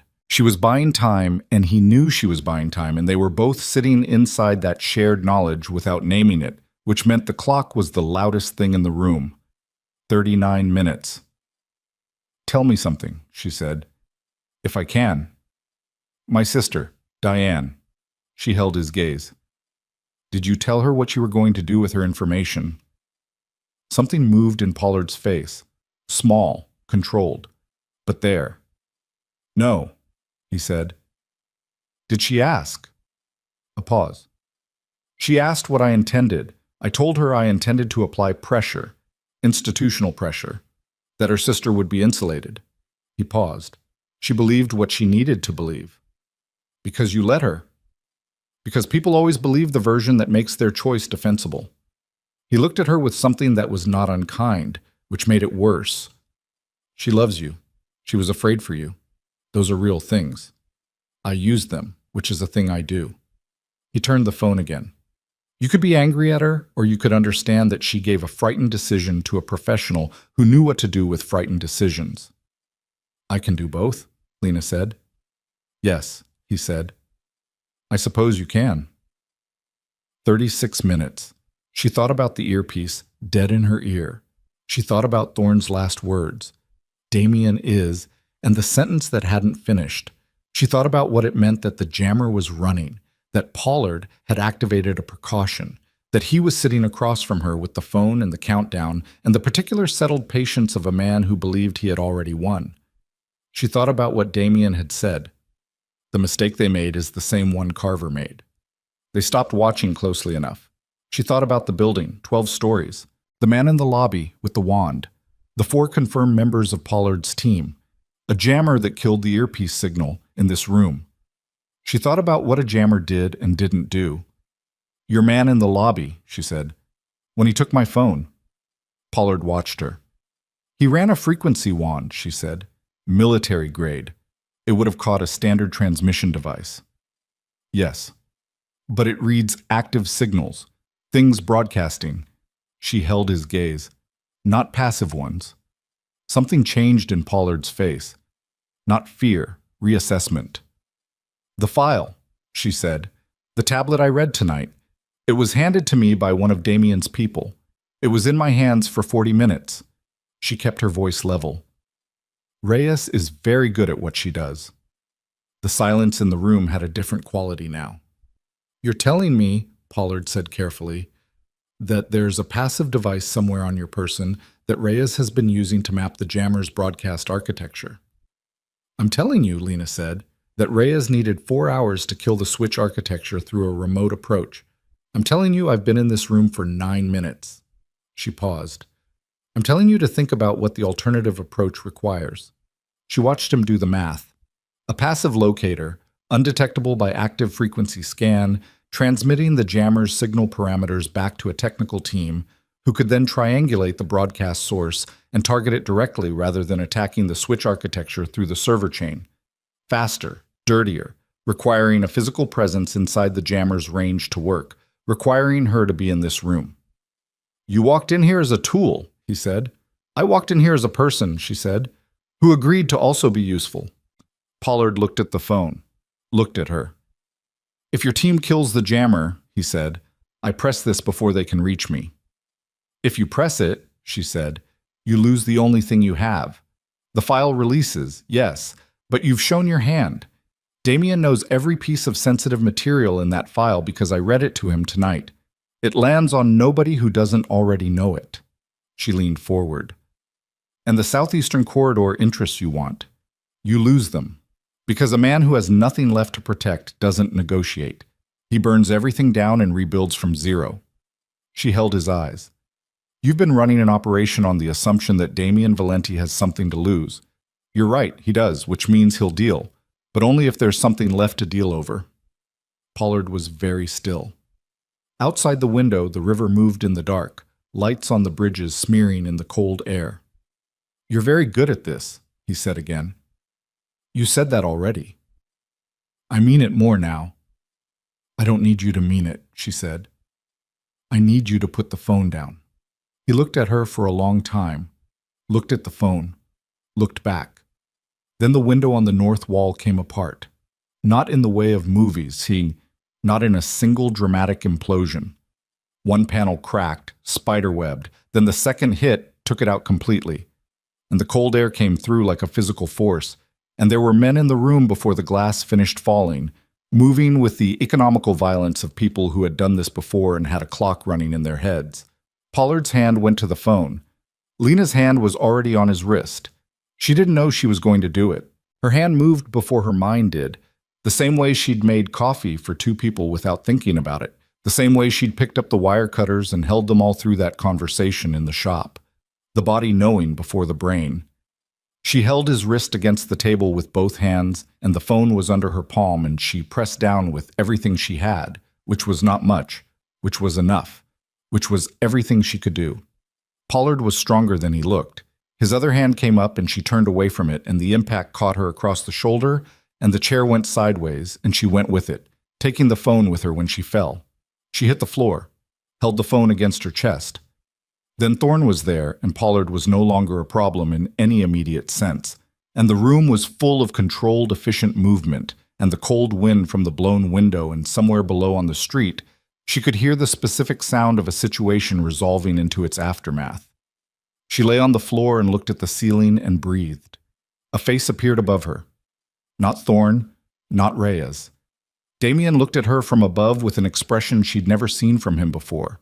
Not controlled, not deliberate, not the managed steadiness she'd been reading for 24 hours. Open. Unguarded. The face of a man who had come through a window on the 11th floor of a building on Huron Street because the alternative was unacceptable. You're bleeding, she said. He touched the side of his head, looked at his fingers. The frame. From the window. It's not significant. It's bleeding on my face. He reached down and helped her up, and she stood with his hands on her arms and the floor steady under her feet and the phone still in her grip. Screen cracked, one button she'd never pressed and now never would. She opened her hand. Thorne took it. The switch, she said. Down, Reyes said from somewhere behind her. 4 minutes ago. She looked at Damien. He looked at her. There was nothing adequate to say, so neither of them said anything. And in the cold wind through the blown window, with Thorne running the room behind them and the city burning its ordinary light below, they stood in the specific silence of people who have just come through something together and have not yet found the words for what that makes them. Pollard was taken into custody 7 weeks later through a federal process that Lena was not involved in and was not required to understand in detail. The file was destroyed under verified conditions by Reyes, who sent Lena a single text message that read, "Done at 4:17 on a Tuesday morning." Lena saw it when she woke up, looked at it for a long time, and then got up and made coffee and opened the shop at 8 because there were orders to fill. The Renner operation collapsed in the 48 hours following the night on Huron Street. Without Pollard feeding information and without Carver inside Damien's organization, the faction lost the confidence of the people who'd been considering their pitch. 2 of the 3 men Thorne had identified as potentially flipping came back. The third didn't, and his absence was handled in ways Lena didn't ask about, and Damien didn't offer to explain, and she understood that this was one of the permanent conditions of his world, and she was going to have to decide what she did with that. She was still deciding. Carver was gone from the organization. That was all she knew. She hadn't asked for more. Diane came to the shop on a Thursday, 3 weeks after Huron Street, in the early afternoon when business was slow. She stood in the doorway for a moment before coming in, the way people stood in doorways when they weren't sure of their welcome, and Lena set down the arrangement she was working on and looked at her sister. Diane was 51 days older than Lena in fear, and it showed. The careful professional composure she'd worn for 20 years had something underneath it now, something cracked and visible, the way a wall looked after water had gotten in and the seasons had worked on it. I didn't know what he was, Diane said. I know. I thought... She stopped, started again. I thought I was giving him leverage, institutional, that he'd use it to push Damien out of your life quietly, and you'd never know I'd done it, that you'd just... Her voice was not steady, that you'd just be free. And if I'd found out... Diane looked at her with the particular exhausted honesty of someone who has been sitting with a bad answer for 3 weeks. I thought I'd be the person who'd kept you safe. I thought you'd forgive me because you were safe. She paused. I didn't think about whether that was my decision to make. Lena looked at her sister, at the crack in the composure, at the specific grief of someone who had made a choice that came from love and had caused harm and was now required to hold both of those things simultaneously. It wasn't, Lena said. No. You treated me like something to protect rather than someone to talk to. Yes. Diane's voice was very quiet. I know. Lena picked up the arrangement she'd been working on, set it in the cooler, came back around the counter and stood in the center of the shop. I'm not going to tell you it's all right, she said. It's not all right. What you gave him access to, my medical records, the other things. That was mine. You didn't have the right. No. And I'm furious at you. I know. And I love you, and I'm not going to stop loving you, and eventually I'm going to be less furious, and we're going to have to figure out how to talk to each other on the other side of this. She looked at Diane. But that's not today. Diane's jaw was tight with the effort of not crying. Okay, she said. Come back in 2 weeks. Okay. Diane left. Lena stood in the shop for a moment, very still. Then she went back to work. Bobbed. The conversation she had promised Damien happened in pieces over several weeks rather than all at once, which was not what she'd planned, but turned out to be the only way to do it without collapsing under the weight of trying to do it whole. The first piece happened in his kitchen, 10 days after Huron Street, when she came for a meeting about security protocols that Thorne had insisted on and stayed for dinner that neither of them planned. She told him about the hospitalization, the full version, not the summary he'd read in the file, the actual texture of it, the 26-year-old she'd been, and what she'd understood about herself afterward. He listened without filling the silences. When she finished, he said, "Thank you." And she said, "Don't thank me for telling you the truth." And he said, "I'm thanking you for trusting me with it." And she thought about that for a long time afterward. The second piece happened at STEM, a Tuesday morning, when she was doing the weekly cooler inventory and he came in without calling and stood near the door and said, "The year I lost, I'm not going to get it back." She kept counting stems. "I know," she said. I've had people tell me about it. What I was like, what we were like." He paused. "It's like reading about someone else. I understand it analytically, but I can't feel it." "Do you need to feel it?" "I don't know." She marked the count on the clipboard. The version of you that existed in that year. I knew him. He was good. He was also carrying a lot that he didn't tell me about, which I understand better now. She looked up. But the version of you that I know now came through a window on the 11th floor of a building because the signal went dead. She held his eyes. I'm not interested in recovering something that's gone. I'm interested in what's here. He looked at her in the morning light of the shop, in the smell of greenery and cold water, and the particular ordinary, extraordinary quality of a Tuesday that had no crisis in it, and she could see him deciding something, landing somewhere, the way she'd watched him decide things before, but different now. Not a strategy, not a calculation, just a man arriving at a true thing. I need to tell you something, he said. Tell me. The footage. The dinner. The version of me smiling. He paused. I found another one, more recent, from 2 weeks ago. He paused again, longer. Same smile. She looked at him. So whatever it was, he said, it wasn't only in the missing year. She turned back to the cooler. She was smiling and she didn't particularly want him to see it yet, so she let the cooler door be in the way. Finish the inventory, she said. I'll make coffee. All right. She heard him pick up the clipboard. She made the coffee the way she always made it. 2 mugs, one with cream and sugar, one black, without thinking about it. By the time she turned around, he'd finished the count and was standing at the counter, and she slid the black mug across to him, and he took it without looking, the way you took something that had always been there. Spring came late to Chicago that year. It came in increments. A warm week, a cold snap, 2 more warm weeks, the lake finally releasing the winter cold it had been holding. By the time the trees on Milwaukee Avenue were properly out, it was nearly May. STEM did good business in spring. It was the right season for it. Lena worked longer hours than she should have, and didn't mind, because the work was hers and the hours were her choice, and there was a significant difference between exhaustion that came from giving yourself to something you'd built and the kind that came from being moved around like furniture. She had a part-time employee now, a 23-year-old named Priya, who had appeared at the shop one March morning with a portfolio and an expression of quiet determination. She was good. Better than good. Lena paid her what she deserved and gave her Fridays to take classes she was auditing at the Art Institute. The red line had faded from the window glass by April. Not gone entirely. She could see it if she knew where to look. A ghost of a mark in a specific angle of afternoon light. She had stopped looking for it.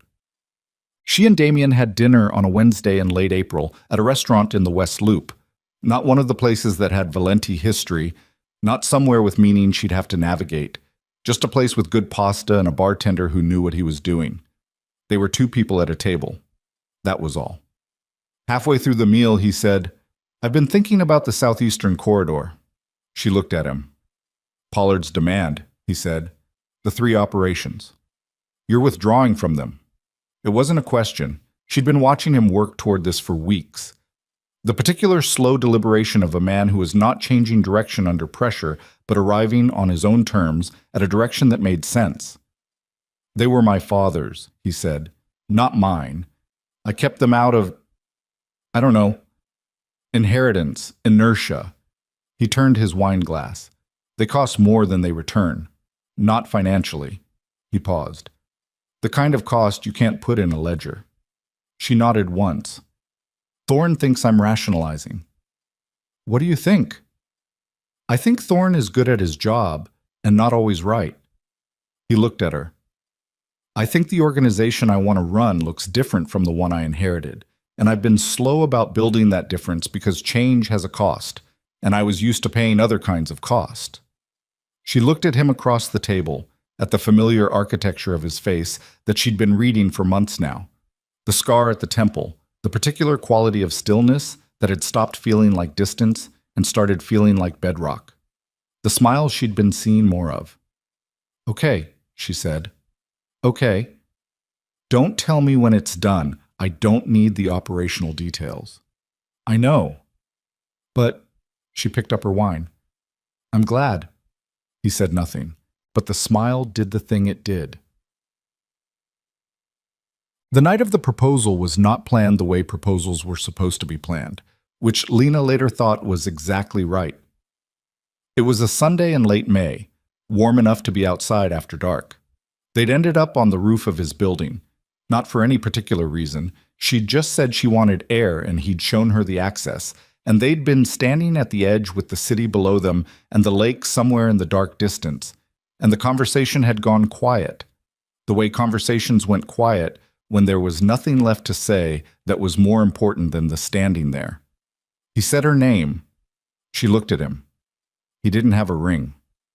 He had his hands in his jacket pockets and the wind off the lake moving through his hair and the specific expression that she understood now as the one he used when he was about to say the true thing without preparation. "I know what I lost," he said. "The year. The version of us that existed in it. I'm not going to pretend that doesn't matter, that I can just step over it." He paused. "But I know what I have. I know what we built in the last 4 months, which is something I watched happen with full awareness, which is different, which is mine in a way the missing year isn't." He looked at her. "I want to keep building it." She held very still. "I know that's not how you do this," he said. "I know there's supposed to be... I know this is not the version of this that looks right." Ask me, she said. He looked at her. Stop explaining and ask me, she said.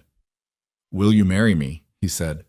She looked at him across the rooftop with the city laid out below them in all its complicated illuminated indifference, and she thought about 2 a.m. and a wrong number text and a man who had come anyway. She thought about a flower shop floor and coffee that she'd made black without thinking. She thought about an 11th floor window and a hand on a wrist and the specific irreversible decision of the body that moved before the mind. She thought about what she'd said to Diane. I'm not interested in recovering something that's gone. I'm interested in what's here. Yes, she said. He let out a breath, small, barely audible. The sound of something held for a very long time releasing. He reached into his jacket and took out a ring that was plainly not from tonight, that had been chosen and carried and waited with. And she looked at it and looked at him. You planned this, she said. Not this exactly. The roof was opportunistic. He paused. The ring was not. She let him put it on her finger. She looked at it against the city lights. It was not large or complicated. It fit exactly. The wedding reception was held in October, in a space in the West Loop that had good bones and terrible acoustics, and the specific warm chaos of people who were happy to be in the same room. Thorne stood in a corner looking profoundly uncomfortable in a suit and spent most of the evening talking to Priya, who appeared to find him baffling in a way she was willing to lean into. Reyes came for exactly 2 hours, shook Damien's hand, told Lena she had good taste, and left at 9:15 with the air of someone who had completed a mission. Diane was there. She and Lena had gotten to the other side of it. Not without cost, not without the long Tuesday afternoons that had preceded it, but they were on the other side and the weight of it had changed shape into something they could both carry. They danced together once, to something neither of them had requested, and said nothing and didn't need to. After the dancing, after the late dinner, after the toasts, Lena found a quiet moment near a window and took out her phone. She scrolled back to the message thread. She'd never deleted it, the same way she'd never deleted the original contact, the same way she'd kept the number when everyone with sense would have let it go. I'm scared.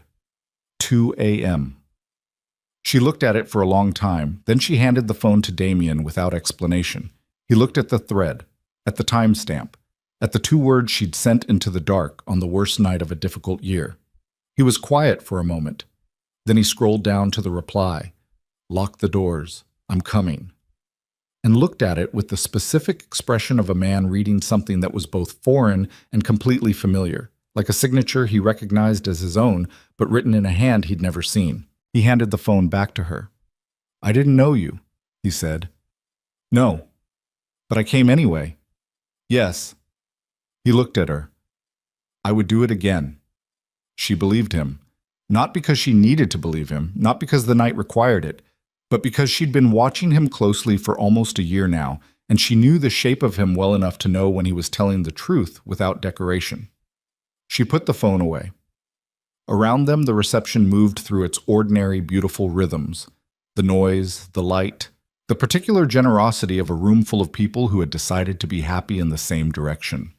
She had arranged the flowers herself, dahlias and peonies and a deep autumn foliage that she'd sourced from a grower in Michigan, everything in the warm amber range, the colors of something burning in the best possible way.